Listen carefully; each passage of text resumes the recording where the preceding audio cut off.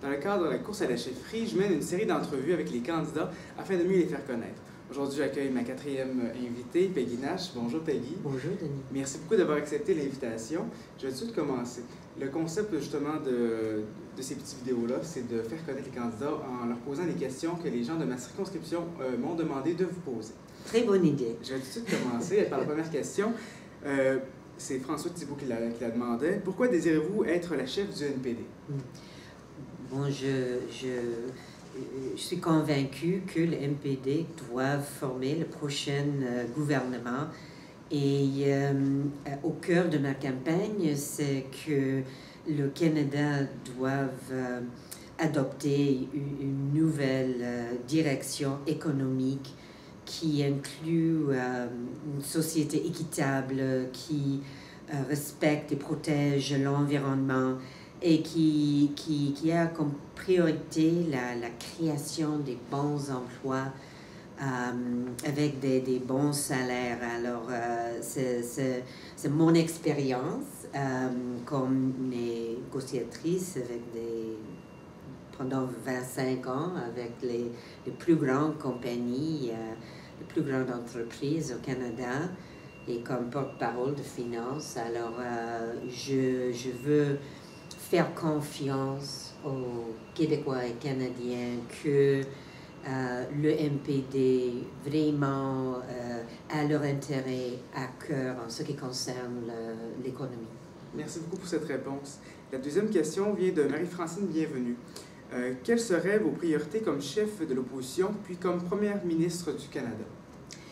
Bon, vraiment, comme j'ai dit, l'économie est la priorité, mais l'économie, une forte et stable économie inclut une société équitable et l'environnement qui est durable. Mais je dirais que pour créer des bons emplois, pour moi, une priorité, c'est la transformation des ressources. On a beaucoup de ressources importantes au Canada, mais on est en train de les exporter sans les transformer. Ça nous coûte beaucoup d'emplois. En effet, je sais que dans ma région, autant l'aluminium qui est produit par Rio Tinto Alcan que le bois, souvent on aimerait ça que la région fasse plus de deuxième et troisième transformation. Donc oui, ça vient rejoindre les intérêts de la région. Oui, c'est le bois d'œuvre, l'aluminium, même dans le secteur de la pêcherie, le secteur de la pêche, il y a beaucoup de ressources qu'on pourrait transformer ici et on peut créer des emplois de qualité avec des bons salaires et aussi il y a des retombées économiques importantes, surtout pour les PME et c'est évidemment très important dans les régions. Merci.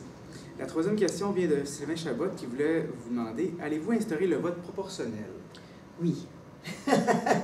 Oui, j'étais enfin inspirée de m'impliquer dans le processus électoral avec le NPD, en partie avec Jack Layton quand il est devenu chef, mais avant par Helen Clark, l'ancienne première ministre de Nouvelle-Zélande.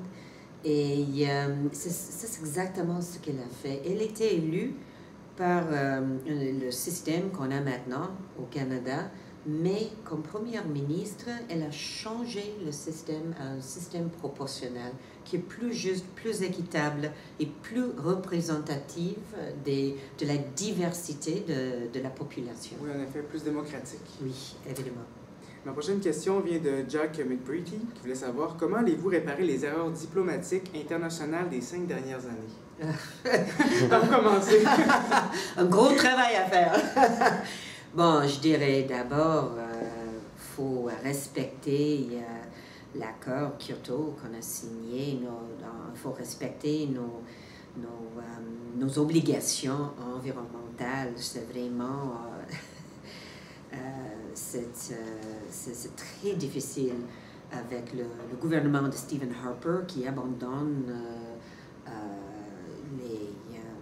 les buts de l'accord Kyoto.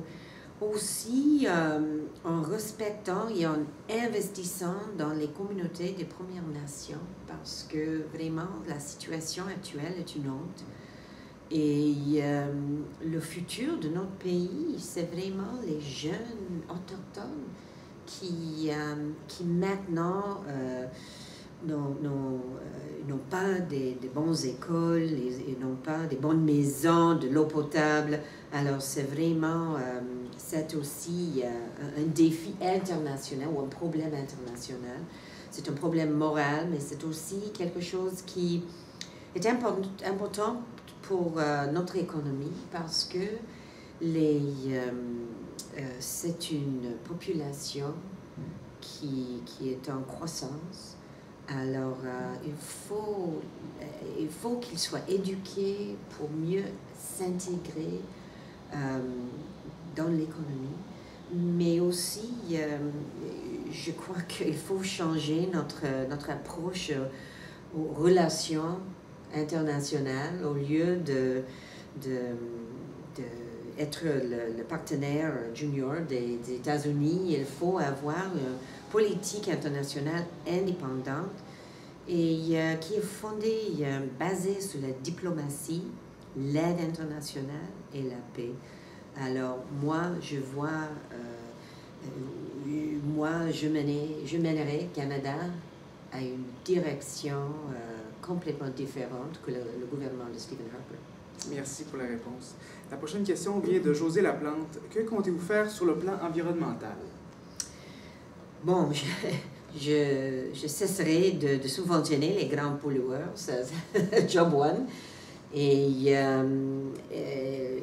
je vais investir dans les énergies renouvelables.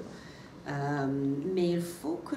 il y a des bonnes initiatives maintenant dans quelques provinces et municipalités. Mais il faut avoir du leadership de la part de notre gouvernement fédéral pour travailler avec tous ceux qui commencent ces initiatives partout au pays et leur aider et montrer du leadership pour que nous, finalement, que nous ayons un plan clair pour la réduction du gaz à effet de serre et qu'on investisse les fonds nécessaires pour arriver. Merci.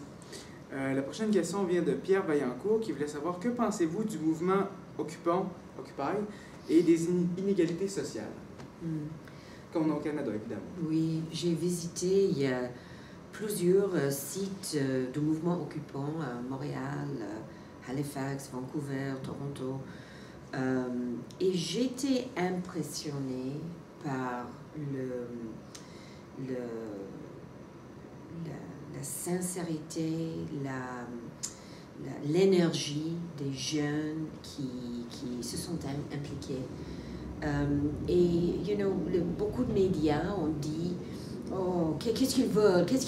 Quel est leur message? » À mon avis, leur message était complètement clair que l'inégalité croissante de notre société n'est plus supportable. L'inégalité, maintenant, est le plus grand que depuis les années 20. Alors, quand il y a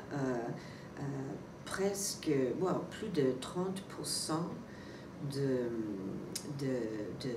l'argent, des revenus qui vont dans les poches de le 1%, c'est inacceptable. C'est beaucoup, c'est trop, et il faut restaurer un équilibre dans notre société. Et le plus clair exemple, le plus clair, c'est qu'avec les Premières Nations, les Autochtones, que quand il y a l'inégalité extrême, il y a plus grand problème avec santé, succès dans l'éducation, mortalité infantile. Alors, l'inégalité, ce n'est pas seulement un problème pour les pauvres, c'est un problème pour nous tous. De société en de la société en quoi il faut travailler pour réduire. Et notre plan économique devrait avoir pour mon plan a pour but clair de réduire l'inégalité dans notre société. Et c'est bon pour le succès de tous les Canadiens et Québécois. Très bonne réponse. La prochaine question vient de Guillaume LD qui voulait vous demander, est-ce que le 50% plus 1 est votre position sur l'autodétermination du Québec? Oui. Oui, c'est la politique de notre parti. Et la déclaration Sherbrooke, c'est quelque chose très important pour nous, pour reconnaître les aspirations des Québécois et Québécoises. Et j'appréciais beaucoup l'appui enfin de Pierre Ducasse, qui était auteur de la déclaration. Mais je dirais aussi que dans la dernière élection, les Québécois et Québécoises ont voté massivement pour un parti fédéral. Et je crois que le défi pour nous, et ce que je vais faire, il nous a entendu la main. Je veux secouer, saisir cette main et travailler avec tous les Canadiens pour vraiment améliorer notre pays, pour améliorer la vie de tous les Canadiens et Québécois. Parfait.